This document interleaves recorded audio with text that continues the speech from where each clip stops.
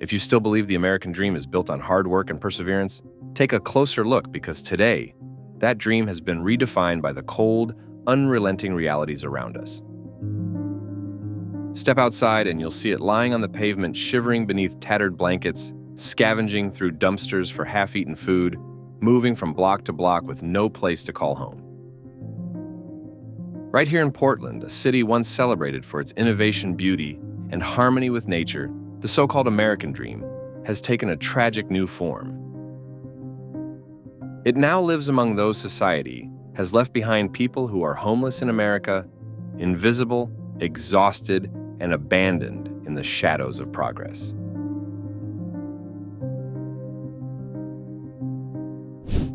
The harsh reality of homelessness in Portland. The streets of Portland echo with stories of endurance, despair, and human fragility. Imagine waking up in the biting chill of an Oregon winter, your bedroom, a damp tent beneath an overpass, your morning alarm, and the rumble of traffic above. For thousands of homeless in America, and especially in Portland, this isn't imagination, it's daily life. They face the unforgiving elements, rain, wind, and summer heat, while carrying the crushing weight of invisibility in a city that prides itself on compassion. Hunger gnaws constantly. Access to clean water or basic sanitation feels like a privilege. Violence and theft loom as daily threats. And without an ID or address, jobs, benefits, or even medical care remain out of reach. The data tells a story as bleak as the streets themselves. According to the 2023 point-in-time count, Oregon had roughly 2,110 homeless individuals, with Multnomah County, home to Portland, accounting for over 11,000. Of those 398 lived completely unsheltered, exposed to the weather and the world. Multnomah County's new homeless services dashboard shows that there are more unhoused people than we thought. Almost 15,000 people were unhoused in February. That is a 3,000-person increase from what the county had estimated for a year earlier. By March 2025, that number had reportedly swelled to 15,245 in Multnomah County, with around 7,000 people living on the streets. Experts warn that these figures likely undercount the true scale of the crisis. The PID survey, taken on a single night, overlooks those constantly moving or avoiding detection. Some researchers estimate that the true number of homeless in America, including Portland, could be 50% higher than official data suggests. The human toll is staggering. In 2024, 456 homeless individuals in Portland died 4 times the number recorded in 2021. Their deaths came from exposure, overdoses, untreated illnesses, and violence. The average life expectancy for someone without a home is 30 years shorter than that of the general population. These aren't just numbers, they're names, faces, and lives extinguished in silence. And the crisis is spreading. Once confined to downtown encampments, tents now line suburban streets and rural highways. In 2022, over 3,200 homeless individuals were reported in rural Oregon, a sobering sign that homelessness is no longer a city problem. It's a state and national one. The danger lies in how close this crisis has come to touching us all. A single medical bill, a job loss, or a rent hike can push anyone to the edge. In Portland, a full-time worker earning $15 an hour would need to clock 86 hours a week just to afford a 1-bedroom apartment at market rent. Ironically, while hundreds of units sit vacant, their prices remain out of reach for most low-income residents, and increasingly for the middle class too. Even more disturbing, thousands of people with jobs are still living on the streets. They work, they pay taxes, they contribute to the city's rhythm, yet they have no door to lock at night. It's the clearest sign that the American dream has fractured beyond repair. How did a society built on opportunity reach a point where effort no longer guarantees survival? I work for Rite Aid and I'm a floor supervisor. That is a regular 9-to-5 job. I don't look like I'm homeless, but I am. Why do those who once helped sustain the nation's progress now find themselves pushed out of its system entirely? This is not the mark of a modern, compassionate civilization. It's a contradiction that defines the homeless in America today.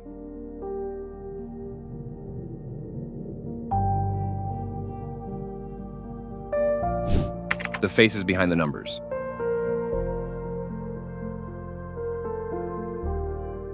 The unhoused population in Portland is as diverse as it is vulnerable.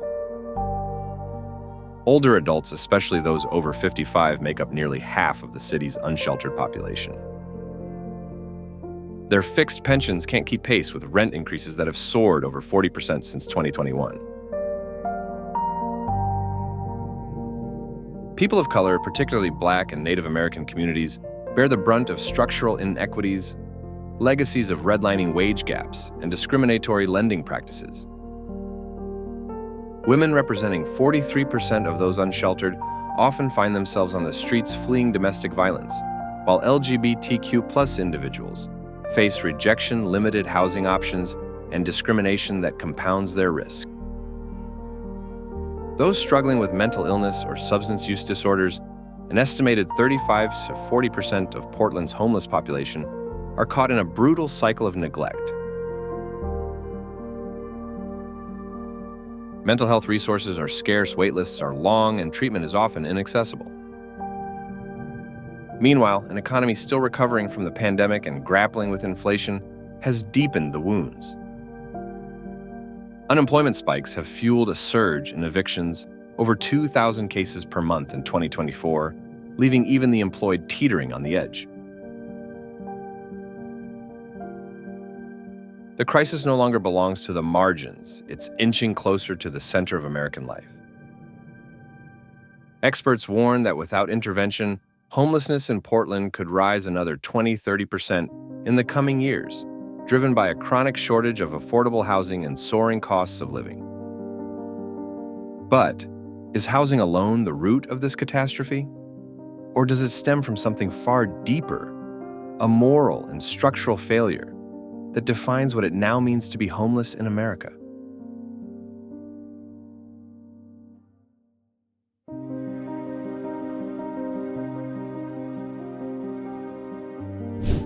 The complex web of causes. The homelessness crisis in Portland is not a story of individual weakness, despite the stereotypes that persist. To truly understand why so many are living on the streets, one must untangle a complicated web of economic, political, and social forces that have converged over decades.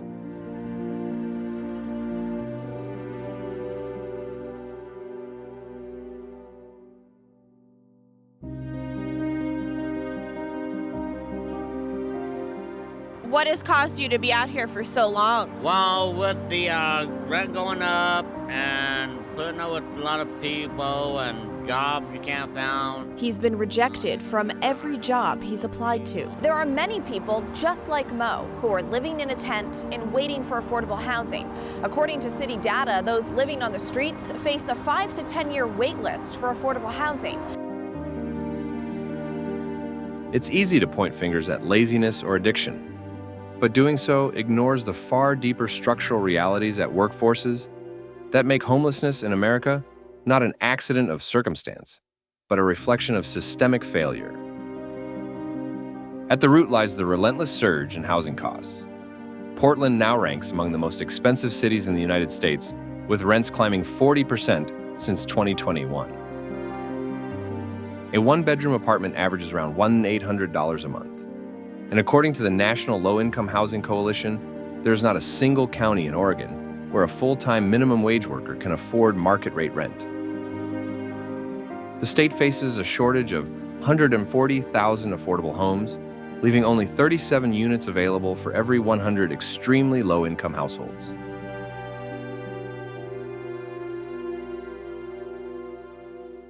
This shortfall forces thousands from apartments to cars to tents to the streets. Economic instability makes everything worse. The lingering aftermath of the pandemic and a shaky recovery have fueled unemployment and evictions at record rates. In 2024, Portland averaged 2,000 evictions per month, the highest since 2020.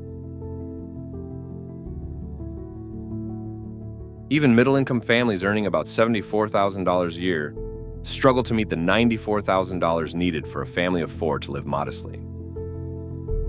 For those already living paycheck to paycheck, a single medical bill or car repair can mean disaster. Mental health and addiction are critical layers in this crisis, impacting 35 to 40% of Portland's homeless population. When Dammasch State Hospital closed in 1995, thousands lost access to treatment, and the ripple effects are still felt today. Addiction often becomes a survival mechanism, a desperate attempt to dull trauma cold or hopelessness. Recovery without stable housing is nearly impossible, yet treatment centers are underfunded, and wait lists stretch for months, leaving countless people stranded between illness and survival. The erosion of social safety nets has made the fall even harder. Federal and state support for housing assistance has steadily declined since the pandemic. Emergency rental aid has dried up. Subsidized housing waitlists stretch into years, and many shelters enforce rigid bans on pets or substance use, pushing people away instead of drawing them in.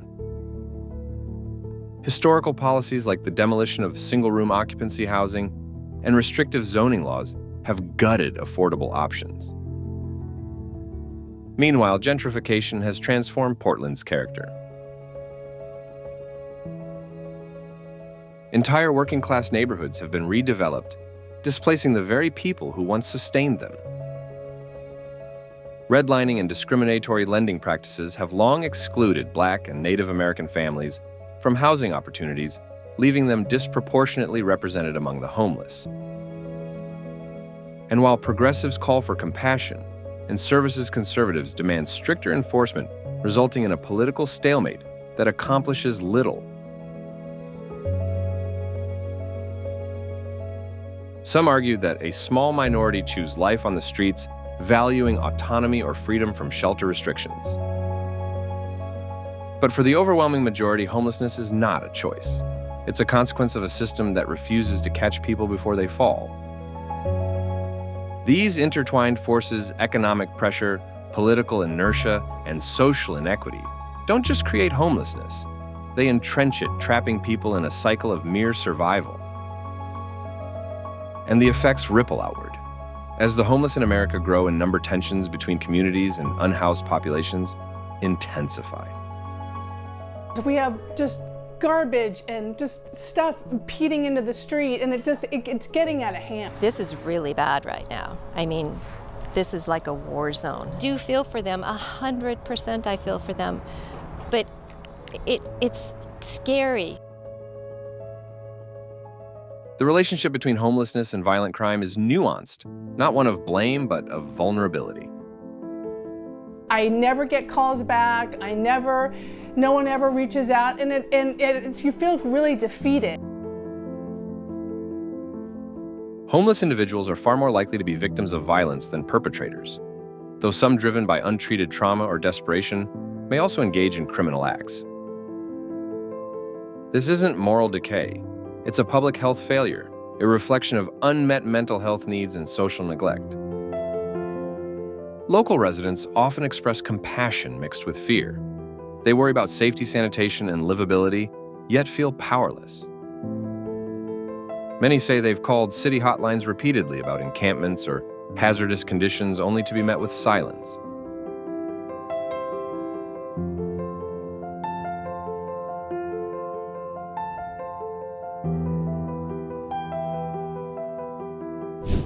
Government response efforts and shortcomings.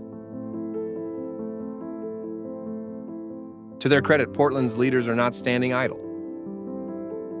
Both city and state governments have launched ambitious initiatives to tackle the crisis, but the outcomes remain uneven, and the question persists: are we solving homelessness or just managing it? In 2023, Multnomah County rolled out a plan to cut unsheltered homelessness by 50% by 2025 focusing on expanding shelters and supportive housing. The city added 1,000 shelter beds, raising capacity to 2,500, with an average 92% occupancy rate. The Supportive Housing Services Program, funded by a 2021 tax measure, has helped nearly 5,000 people move into permanent housing and created 1,400 new shelter beds since launch. By 2024, the city established Portland Solutions, a unified strategy to coordinate efforts. Then in January 2025, Mayor Keith Wilson unveiled a $28 million plan to add 1,500 more shelter beds and open 4 day service centers, providing daily assistance to 600 people. At the state level, Governor Tina Kotek's Oregon All-In initiative invested $200 million into housing and homeless services, with an additional $800 million proposed for 2025 to 2027. Financially, the scale is massive. Between 2022 and 2023, Portland and Multnomah County spent $1.7 billion on affordable housing and support programs. This investment created 4,600 low-income units, prevented 35,000 evictions, and boosted annual spending on shelters from $16 million in 2021 to $72.5 million in 2025. And yet, despite all this, the crisis continues to grow. From January 2024 to January 2025, 277 new people became homeless, outpacing the 865 who secured housing. Critics argue that the problem isn't a lack of money, but how it's spent. Too much funding goes to short-term measures, temporary shelters, encampment sweeps, and emergency relief, while long-term investments in permanent housing and prevention lag behind. Sweeps alone cost $72 million, annually, often destroying tents, belongings, and medication, pushing people further into danger. The Housing First model, proven successful nationwide, offers hope, but suffers from limited affordable housing stock. Coordination across city, county, and nonprofit agencies is fragmented, resulting in inefficiencies and overlap. Political polarization deepens the divide. One side demands stricter enforcement and camping bans, while the other calls for decriminalization and expanded care. Both agree on one thing: the current system is failing. With billions of dollars invested, why do encampments still sprawl across Portland's sidewalks? Why does the crisis persist despite unprecedented spending? The answer may lie not in the amount of investment, but in its direction. Until funding shifts from managing homelessness to ending it, the cycle will continue. And the haunting question remains, if we are spending so much, why are we still failing the homeless in America? Are we truly healing the wound, or just covering it with a bandage that won't hold?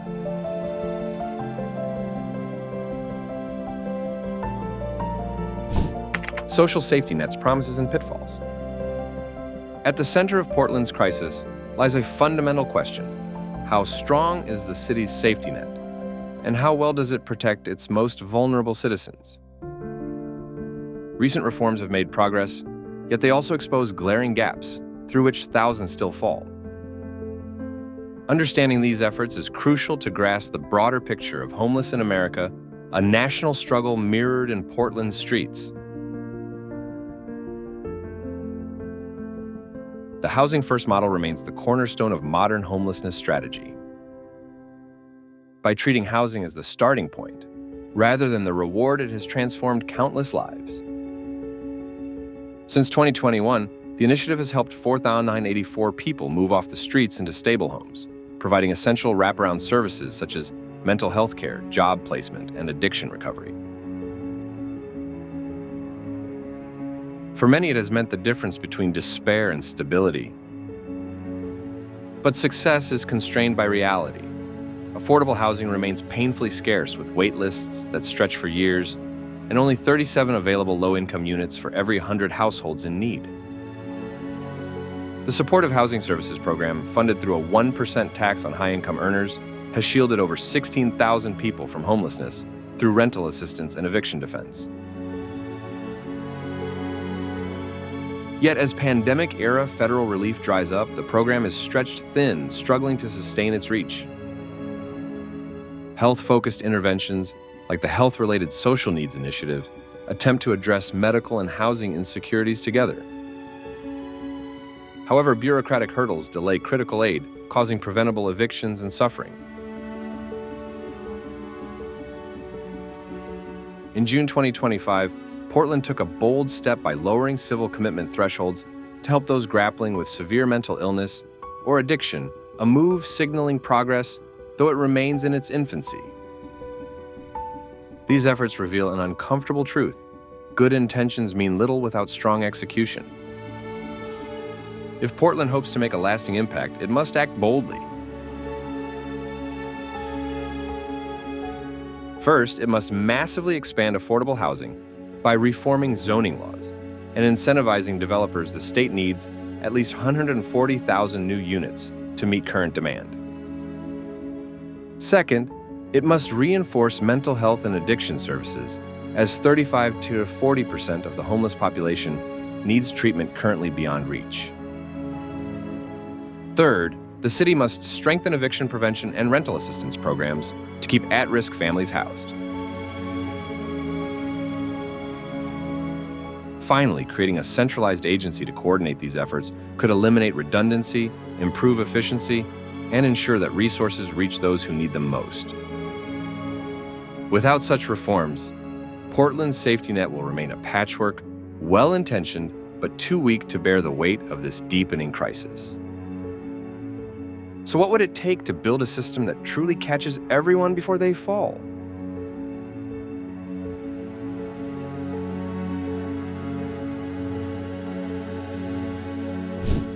What the crisis says about us. The homelessness crisis in Portland is not just a failure of policy, it's a moral mirror reflecting who we are and what we value. It reveals a society where inequality has hardened into normalcy, where a family earning $74,000 a year still can't afford stability, and where Black and Native American communities remain disproportionately burdened by poverty and displacement. It exposes the brittleness of our safety nets, where mental health treatment and addiction recovery are privileges, not guaranteed rights.